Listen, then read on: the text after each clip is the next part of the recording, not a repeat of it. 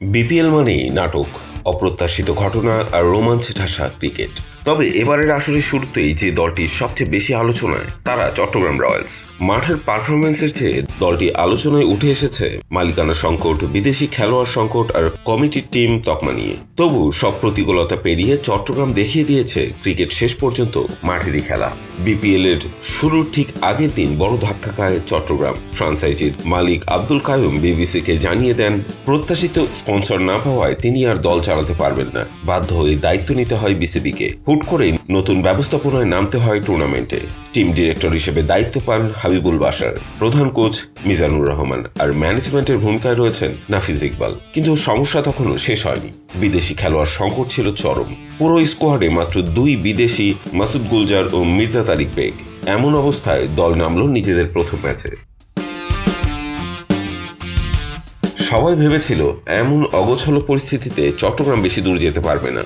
সিলেট আন্তর্জাতিক ক্রিকেট স্টেডিয়ামে টস জিতে ব্যাটিংয়ের সিদ্ধান্ত নেয় চট্টগ্রাম রয়্যালসের অধিনায়ক শেখ মেহেদী হাসান। শুরু থেকেই আত্মবিশ্বাসী ছিল দল। টপ অর্ডার থেকে মিডল অর্ডার সবাই দায়িত্বশীল ব্যাটিং করে দলের ভিত করে দেন। নির্ধারিত 20 ওভারে 6 উইকেট হারিয়ে 174 রানের লড়াকু সংগ্রহ দাঁড় করায় চট্টগ্রাম। বড় কোনো ইনিংস না থাকলেও ছিল পরিকল্পিত ব্যাটিং, রানের ধারাবাহিকতা এবং প্রতি ওভারে চাপ ধরে রাখার মানসিকতা। নোয়াখালীর বোলারদের উপর শুরু থেকেই আধিপত্য বিস্তার করে চট্টগ্রামের ব্যাটাররা। লক্ষ্য তাড়া করতে নেমেই ধস। 175 রানের লক্ষ্য তাড়া করতে নেমে শুরু থেকে ছন্দ হারায় নোয়াখালী এক্সপ্রেস।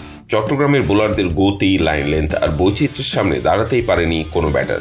এক প্রান্তে উইকেট পড়তে থাকে, অন্য প্রান্তে বাড়তে থাকে চাপ। নিয়মিত বিরতিতে উইকেট হারিয়ে 16 ওভার 5 বলে 109 রানে গুটিয়ে যায় নোয়াখালী।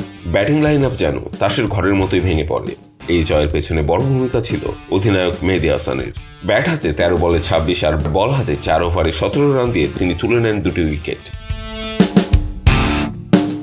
ম্যাচ শেষে সংবাদ সম্মেলনে অধিনায়ক মেহেদী হাসান যখন কমিটির টিম প্রসঙ্গে প্রশ্ন শুনলেন, তখন তিনি হেসেই বললেন, কমিটির টিম তো আমরা পাড়ার খেলায় জানি, কিন্তু এখানে তো লাইভ টেলিকাস্ট ম্যাচ।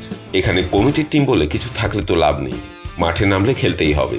তিনি আরো বলেন, আমার মনে হয় রিজিকের একটা ব্যাপার আছে, আল্লাহ যেভাবে চান সেভাবেই হবে। যতই ঝড় আসুক, মাঠে নামলে ক্রিকেটটাই আসল। সব নাটক, অনিশ্চয়তা আর আলোচনার মাঝে চট্টগ্রাম প্রমাণ করলো টিম স্পিরিটটাই আসল। সামনে কি অপেক্ষা করছে তাই এখন দেখার।